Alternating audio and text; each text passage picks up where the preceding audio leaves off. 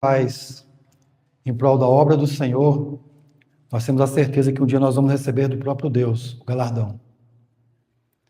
Primeiramente, me apresentar, eu sou o pastor Miguel, estou aqui na Comunidade Evangélica da Aliança desde 1999, sou casado com a pastora Silnia e estamos firmes aqui nessa batalha, lutando, pelejando por essa cidade, pelas vidas e fazendo a obra do Senhor.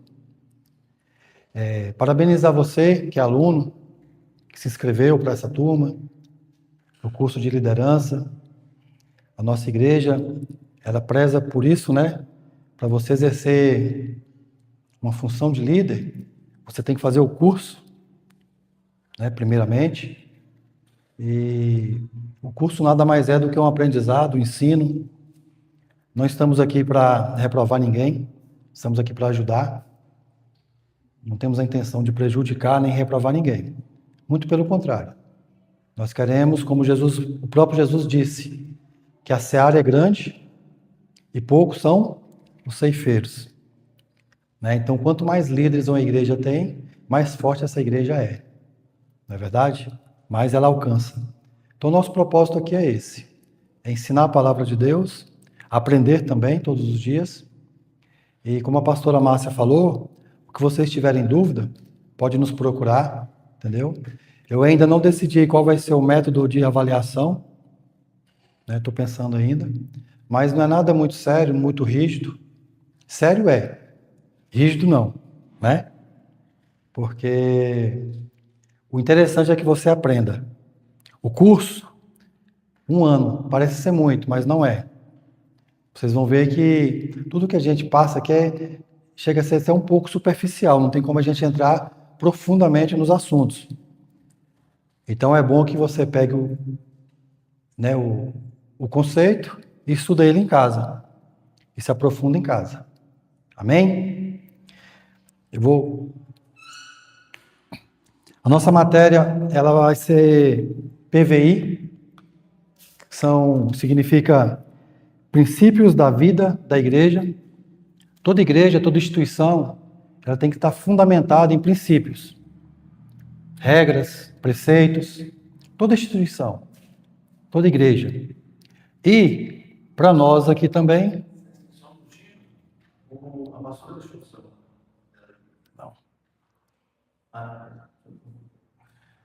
E para nós também aqui na Comunidade Evangélica da Aliança também temos princípios. Né? A forma como nós andamos.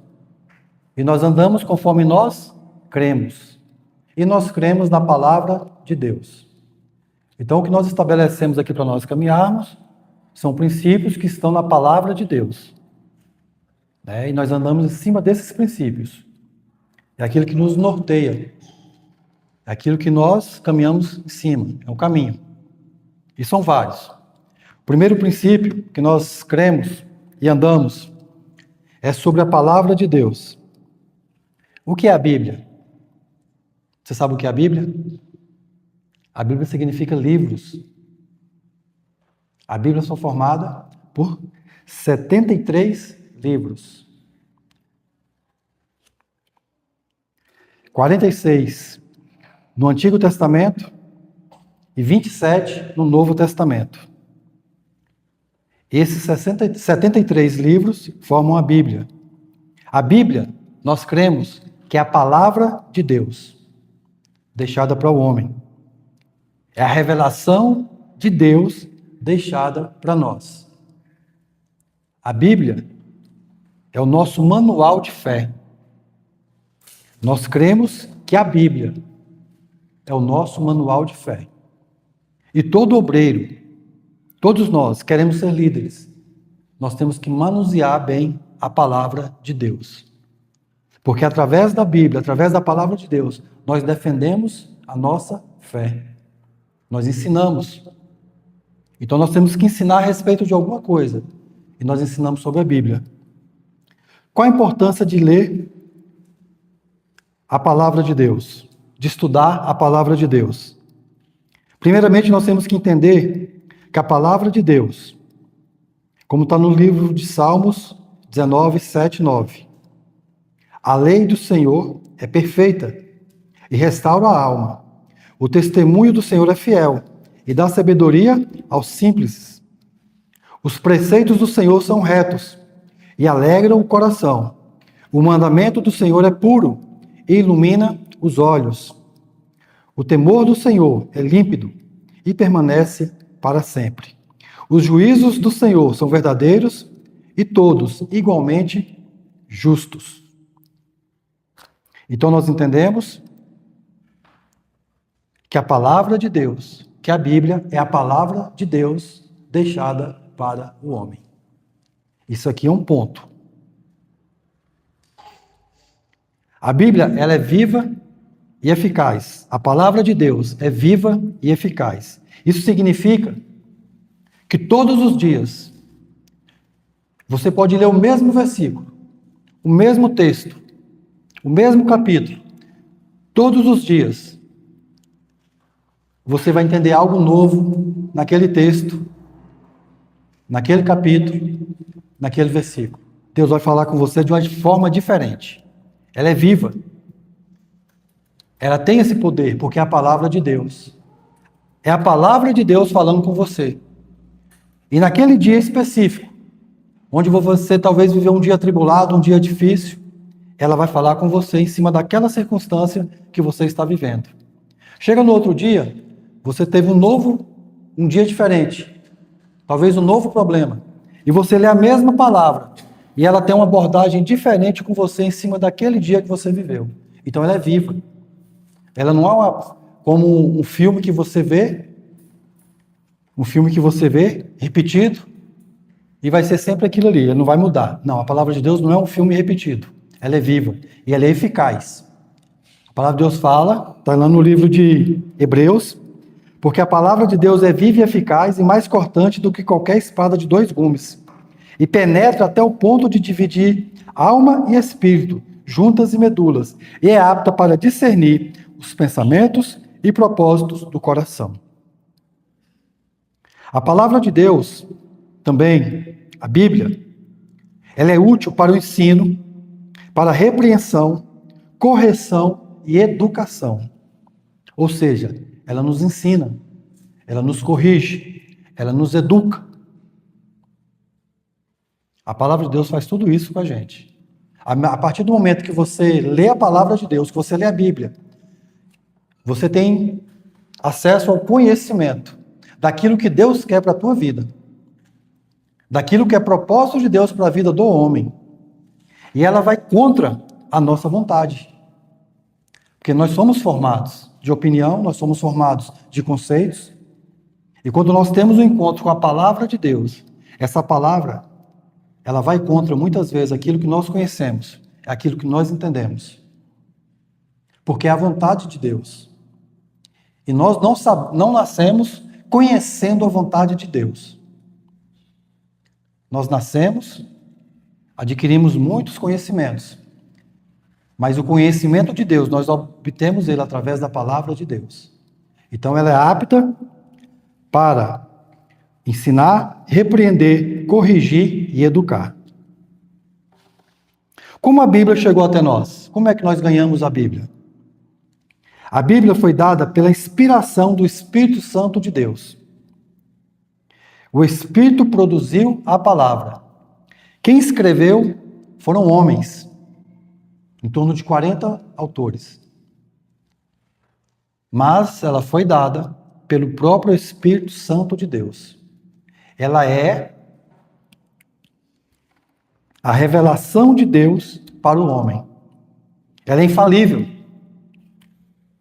A palavra de Deus é infalível, mas foi escrita por homens falíveis.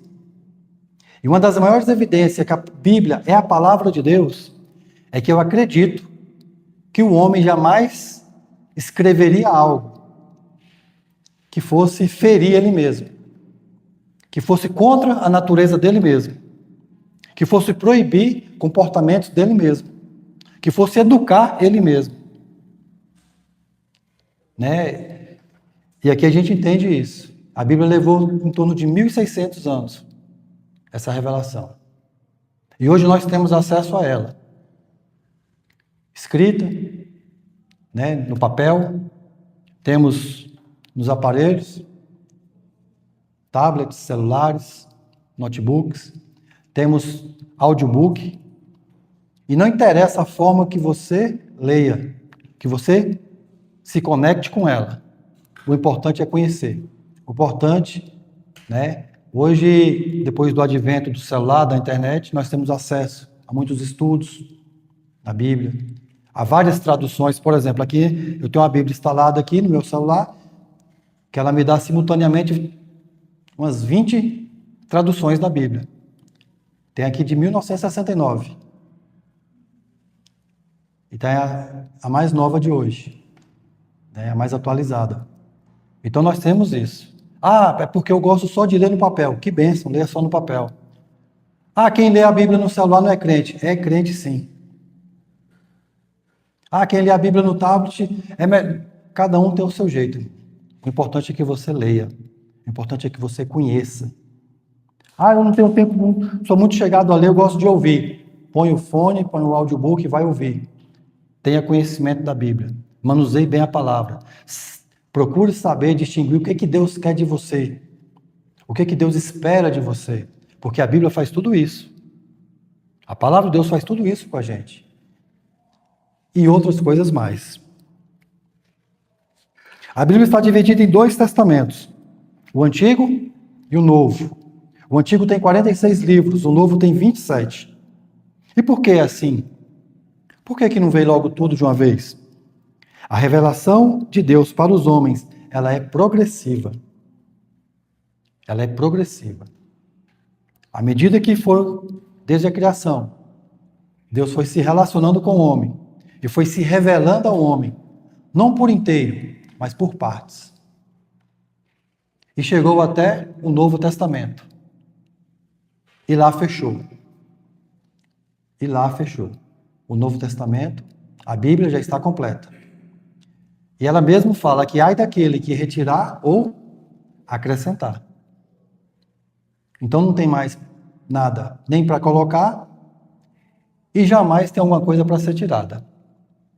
Nós temos que observar o velho para entender o novo. Através do Velho Testamento nós vamos entendendo qual é o projeto de Deus, qual sempre foi o projeto de Deus. Tudo faz parte. Ah, eu vou ler só o Novo Testamento. Não, nós temos que ler de onde começou as coisas. Faz parte da história, faz parte do nosso entendimento, faz parte da revelação. Então não podemos jogar nada de lá fora e nem também jogar do Novo Testamento. A Bíblia é completa. Ela é a vontade de Deus, ela é a revelação de Deus para o homem. Além de tudo isso, a Bíblia também nos faz entender, a identificar as falsas doutrinas. O apóstolo Paulo ele sempre fala isso nas cartas dele, que nós estamos vivendo os últimos dias, que haveria muitos anticristos, falsas doutrinas, muitos ensinamentos errados. E hoje a gente consegue perceber isso aí. Se você for no YouTube, qualquer palavra que você quiser, qualquer ensinamento que você quiser, você vai ter ele errado e você vai ter ele certo. Qualquer palavra que você quiser. Não só da Bíblia, mas qualquer entendimento que você quiser. Você vai ter alguém falando dele, explicando ele, de forma errada ou de forma certa. Então sempre houve e sempre haverá as falsas doutrinas. E o que são as doutrinas? As doutrinas são tipo um conjunto de regras, normas, princípios que nós andamos, que nós cremos, que nós confiamos e nós andamos. São vários aspectos, mas aquilo faz um pacote que fortalece a nossa crença de um grupo determinado. E ele anda crendo, praticando aquilo ali. Então isso é muito importante. A Bíblia, ela serve para nós também identificarmos. Quando você vê algo que, opa, isso aqui não está na Bíblia não. Ih, rapaz, isso aqui tem um entendimento errado. Por que você tem isso? Porque você já teve contato com a palavra de Deus. Você já tem dentro de você a revelação do que é o certo. Aí você consegue identificar. E as pessoas que não têm a revelação, que não têm contato? Elas são presas fáceis, são manipuladas, são enganadas.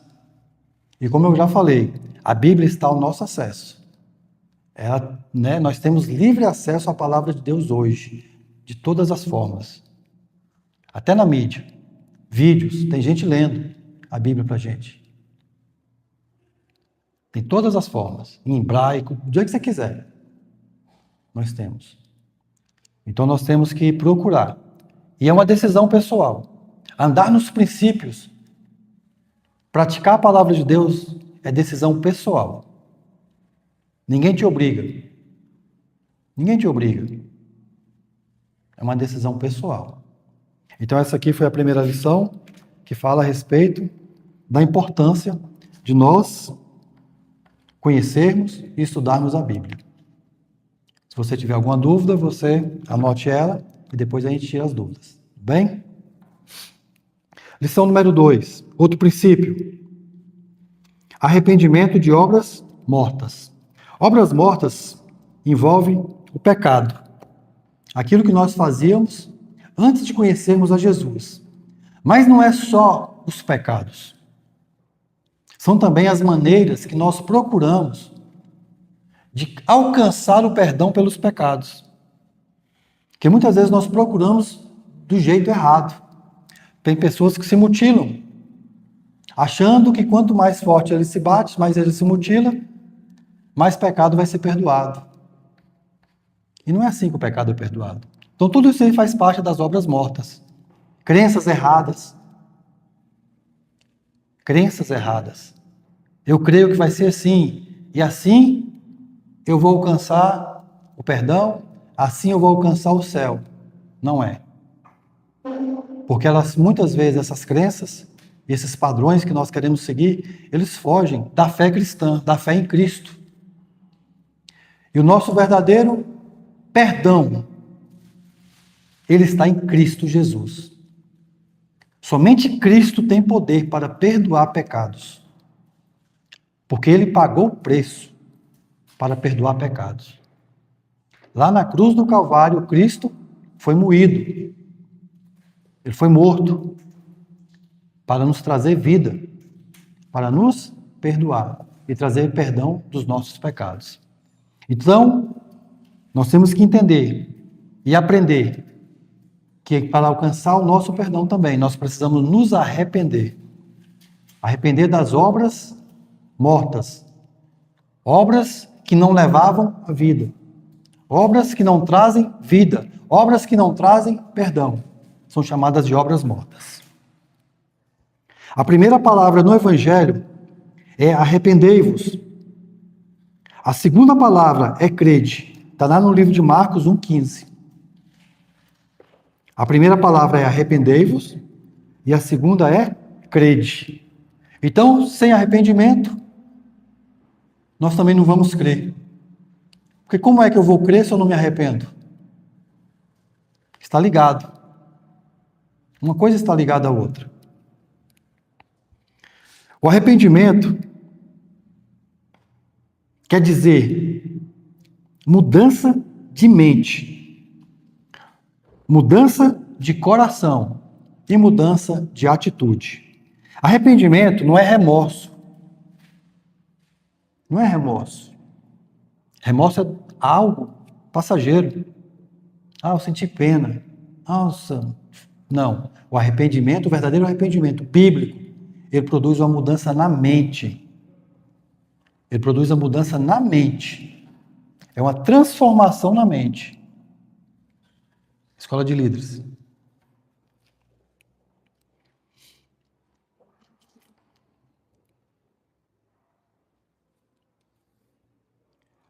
É uma mudança do coração e uma mudança de atitude.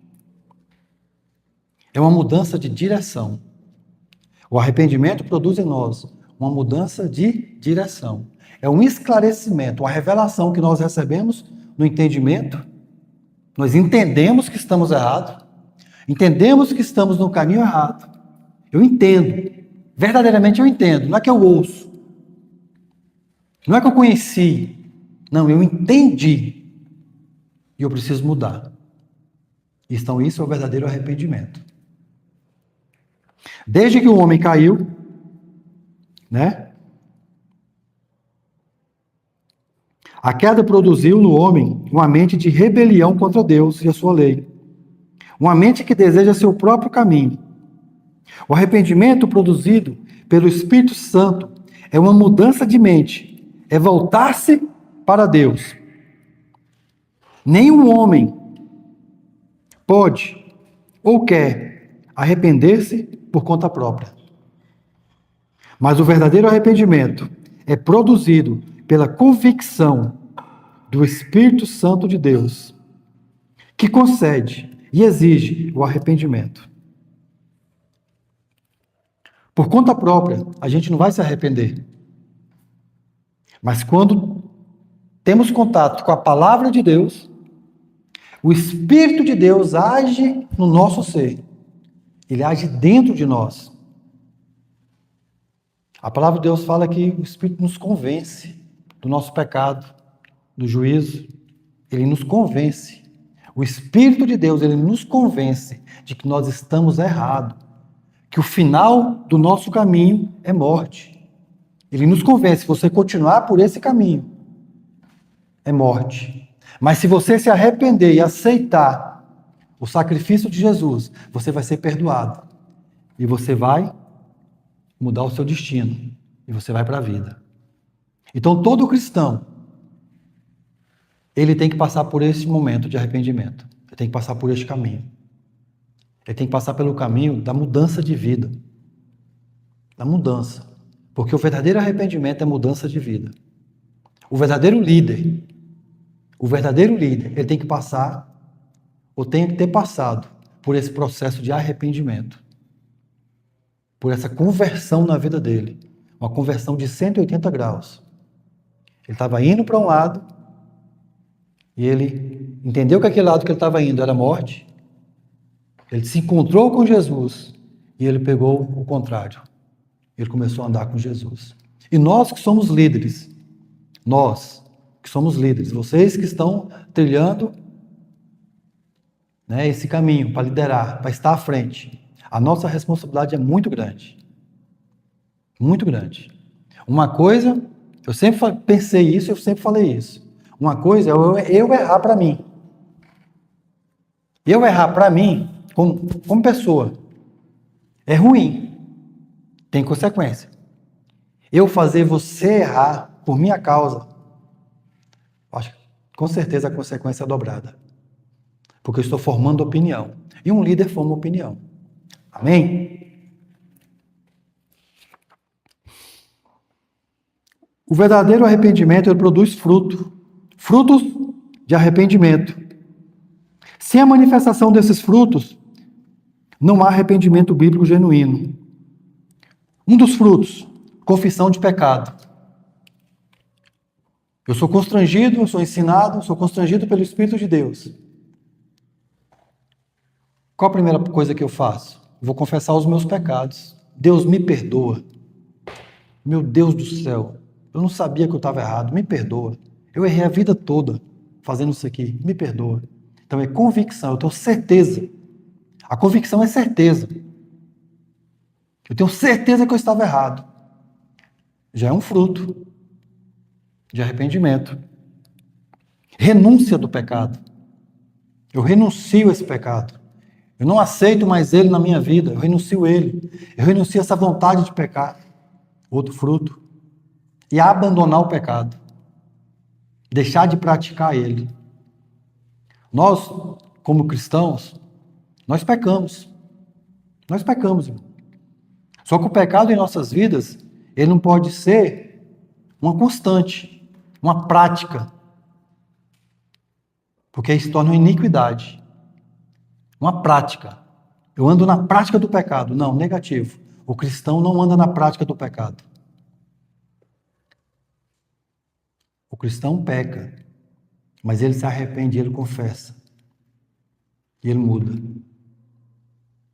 E se pecar de novo?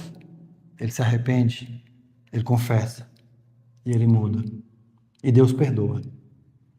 Então nós não andamos na prática do pecado. Outro princípio da nossa igreja, das nossas vidas, muito importante: fé em Deus. A primeira palavra lá no Evangelho é arrependei-vos. E a segunda é crer. Todo cristão, primeiramente, ele tem que crer que Deus existe. Não tem como você ser um cristão se você não acredita que Deus existe. Não tem como você ser um líder se você não acredita que Deus existe. É o início, é o pontapé inicial. Eu creio que Deus existe. Ponto. Eu tenho certeza que Deus existe. Ponto. Imutável. E que Ele é galardoador daqueles que o buscam. Isso aí está tudo no livro de Hebreus, capítulo 11 e 12. Então nós temos que ter a certeza que Deus existe. E a partir desse momento, nós temos essa certeza. Nós vamos fazer o quê?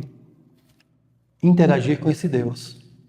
Nós vamos aceitar, nós vamos entregar a nossa vida, o nosso viver, o nosso caminho para esse Deus. Isso é fé. Isso é fé. É você se render a esse Deus. Eu não sei qual foi a forma, que Deus apareceu para Abraão. Mas Deus falou com Abraão. Deus chamou Abraão, propôs para ele uma mudança, fez promessas para ele, ordenou ele: sai da sua terra, sai do seu meio familiar e vem andar comigo. E Abraão creu, ele acreditou. Ele acreditou que existia um Deus que falou com ele. E ele aceitou o desafio. Por isso ele é o pai da fé. Então andar com Deus é um desafio. Ter fé em Deus é um desafio, porque nós não vemos.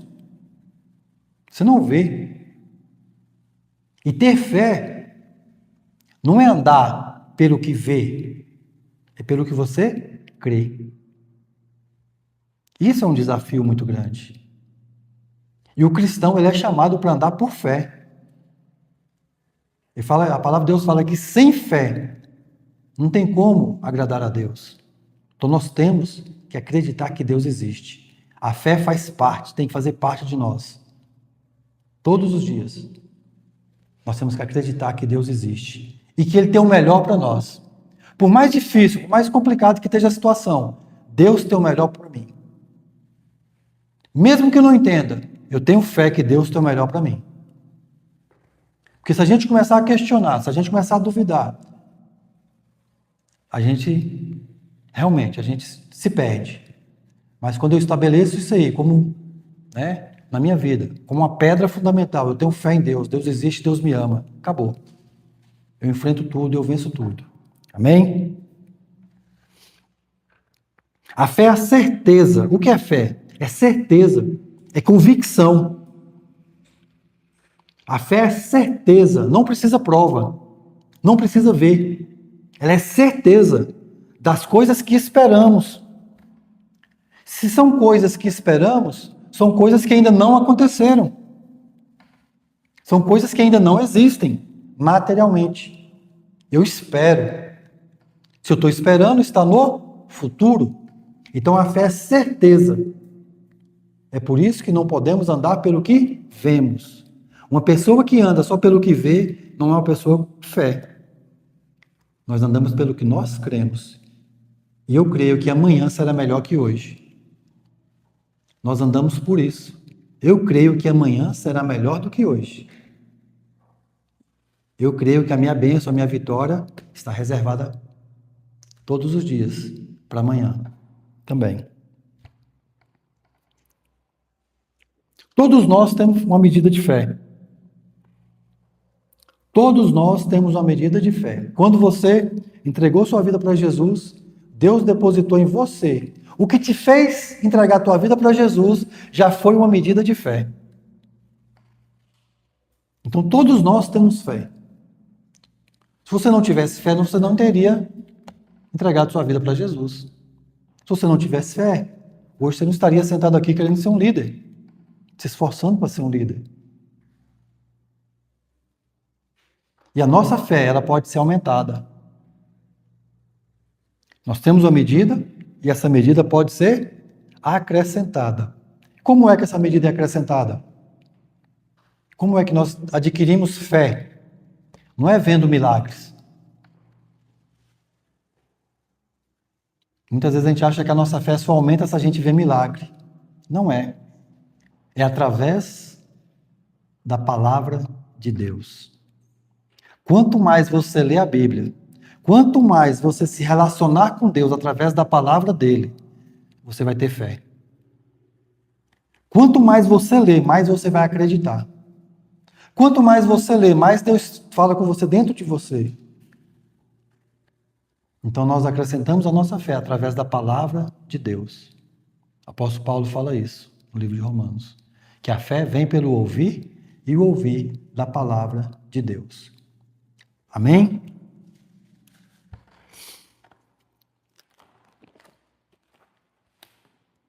É um pouco corrido, né?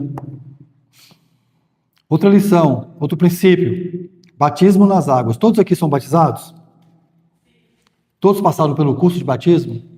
Passaram. Então vocês já foram ensinados a respeito do batismo nas águas. Mas como igreja evangélica, né, aqui da Aliança, é um princípio nosso, o batismo nas águas. É um princípio, onde você se identifica com a morte e a ressurreição de Cristo. É uma ordenança de Deus, e nós praticamos. O batismo nas águas é um batismo de quê? É um sinal de quê? De arrependimento. É um sinal de identificação com Cristo. Se ele é um batismo de arrependimento, ele não é para criança. Então, não devemos, né, nós não cremos em batismo para criança. Nós cremos no batismo para uma pessoa que ela já consegue entender, ela consegue já se arrepender, ela já consegue fazer algum tipo de leitura da vida dela. Criança não faz isso, né? Então, a respeito do batismo, todos já são batizados, todos já tiveram nessa lição, esse ensinamento. Eu não vou me ater muito a eles, não. Só quero deixar bem claro que faz parte dos nossos princípios aqui da igreja. Batizar, ser membro, para participar da ceia. Outra coisa que tem sido muito divulgado nesses dias aí, que a ceia é para todo mundo. A ceia para criança é para todo mundo. Jesus, quando celebrou a ceia, ele celebrou com seus discípulos. Ele não celebrou com a multidão. Ele celebrou com os seus discípulos. E a nossa visão de igreja aqui, nosso ministério Aliança, não é ceia para criança, não é ceia para não batizado, não é ceia para não crente. É ceia para o corpo de Cristo. Membros que já são batizados nas águas.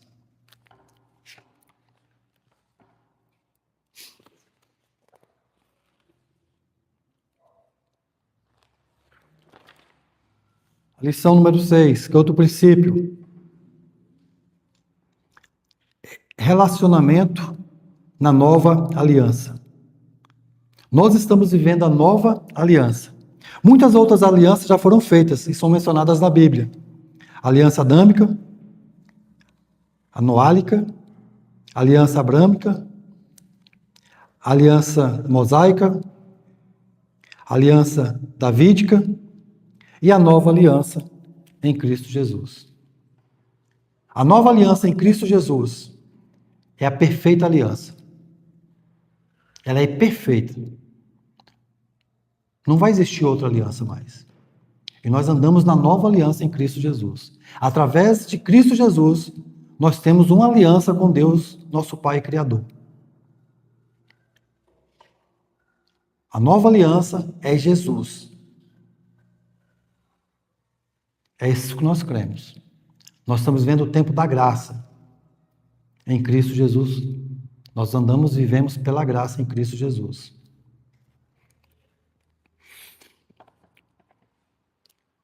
A antiga aliança, ela está no Velho Testamento. E a nova aliança está no Novo Testamento em Cristo Jesus. Para se fazer uma aliança, sempre tem que haver A palavra, a promessa, o sangue e o selo. A promessa é o que era falado, o que Deus falava naquela aliança. E tinha sempre o sangue, que era o sangue dos animais. E tinha o selo. Por exemplo, com Noé o selo foi o quê? O arco-íris. Com Abraão já foi a circuncisão. Com Moisés foi a circuncisão, a aliança abrâmica, lá em Gênesis 12. Na mosaica já foi o sábado. E em Cristo Jesus? Qual é a palavra? Ele é a palavra. E o Verbo se fez carne e habitou entre nós. O Novo Testamento é Jesus. A palavra é Jesus. A palavra do Novo Testamento é Jesus. E qual foi o sangue que foi derramado? Não foi de nenhum animal. Foi do próprio Jesus. Lá na cruz do Calvário, ele teve o sangue dele derramado. E qual é o selo? Água, Espírito e batismo. Então hoje nós vivemos essa nova aliança.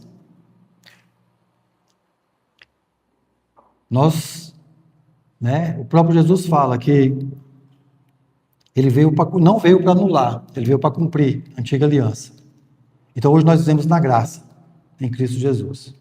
Amém? Outro ponto, outra lição, que é o batismo no Espírito Santo. Batismo no Espírito Santo. Quando você entrega a sua vida para Jesus, quando você faz uma aliança com Jesus, o Espírito de Deus, ele vem habitar em nós.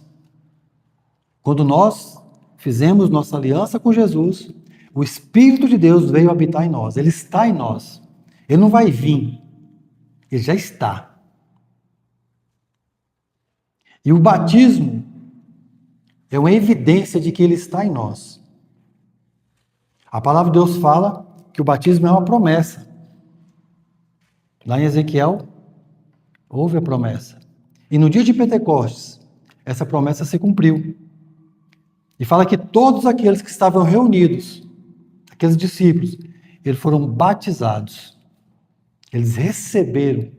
E o que significa o batismo do Espírito Santo para nós? Uma capacitação sobrenatural.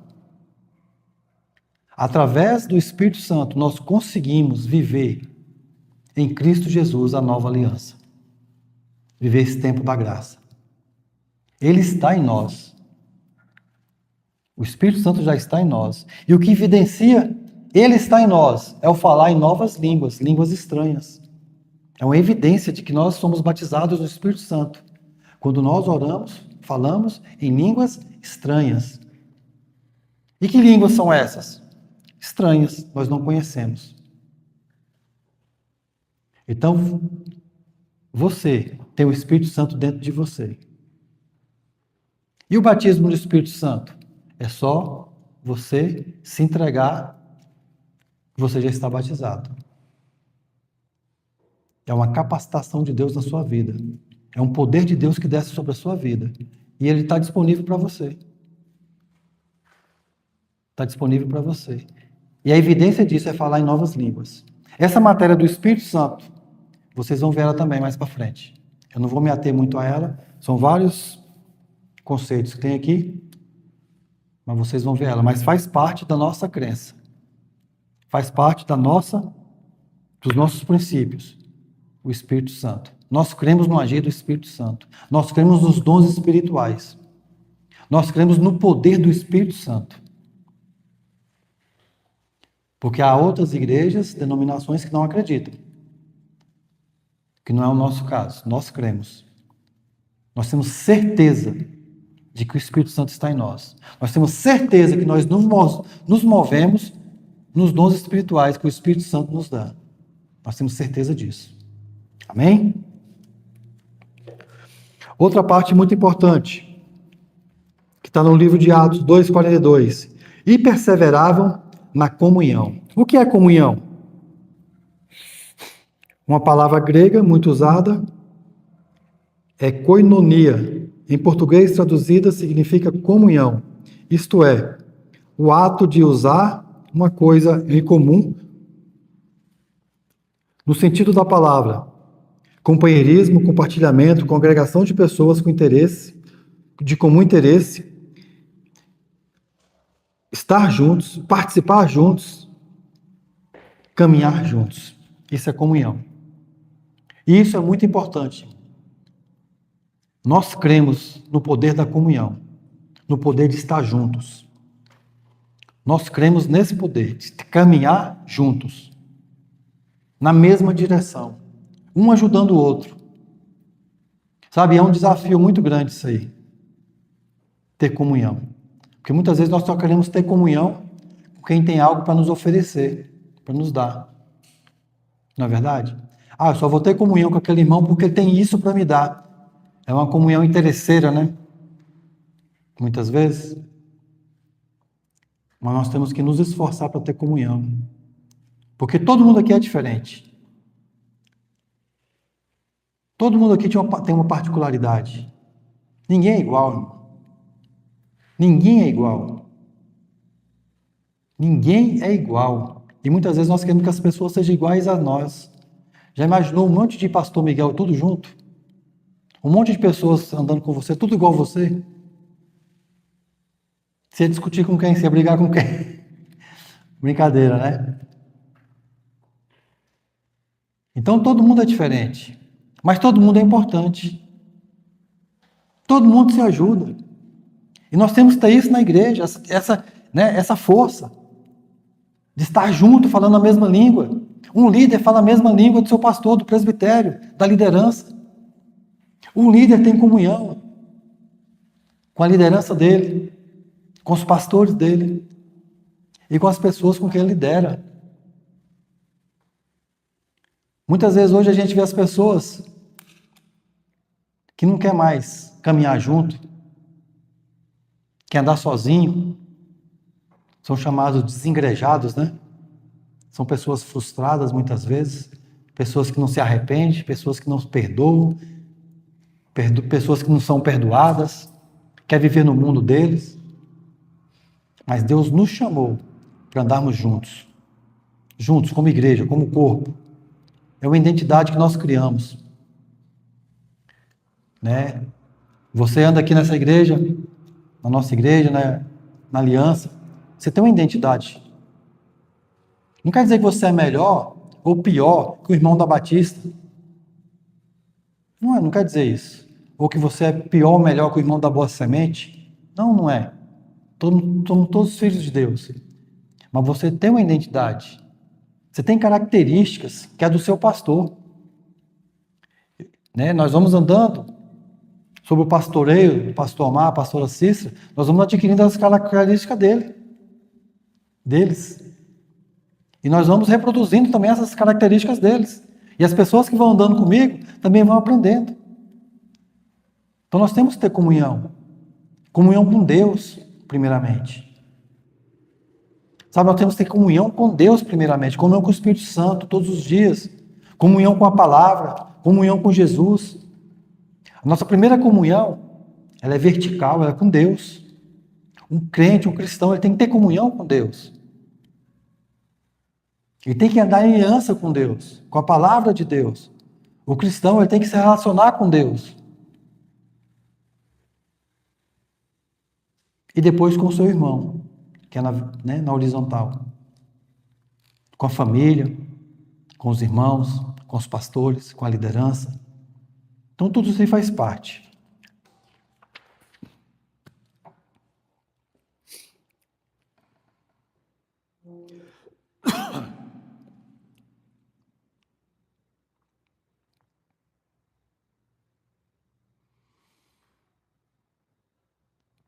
Não devemos ter comunhão com o mundo, com o espírito satânico, a iniquidade,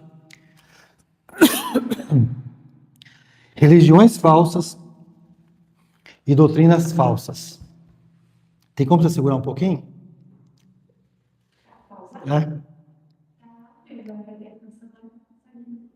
Eu preciso um pouquinho de água.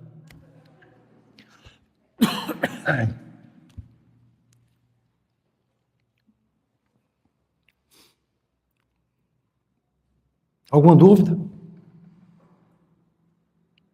Todo mundo entendeu tudo? Ou eu estou muito bom ou estou muito errado. Ou foi muito bom ou foi muito ruim. Como eu falei, aqui é muito corrido. Eu tenho, tudo que eu falei aqui, eu tenho as referências bíblicas. Eu tenho todas as referências bíblicas, né? E seria interessante depois vocês adquirirem esse material. Pegar ele, manusear ele, ter contato com esse material, que você vai ler as passagens bíblicas, né, as referências. Quer dizer, a pessoa, né, eu mesmo, quando um pastor, eu estou ouvindo uma pregação, somente que eu não conheço, e ele fala, no livro tal está escrito isso, eu vou lá e olho. Eu gosto de olhar, eu gosto de conferir, né? E é interessante isso, você conferir. Somente quem você não conhece. Obrigado, Deus abençoe. Então é isso. Né? Estaremos aqui, eu acho que na próxima terça, né? A Márcia me passou o calendário. Então, com certeza. Mas é isso. Que Deus abençoe vocês. E, como eu falei, eu ainda não decidi qual a forma de avaliar, mas vai ser algo assim bem suave. E eu peço para vocês, não desistam. Não desistam. Haverá muitos motivos para vocês desistirem. Mas não cede a nenhum, não. Só alcança o prêmio quem completa a carreira. Amém? Vamos orar?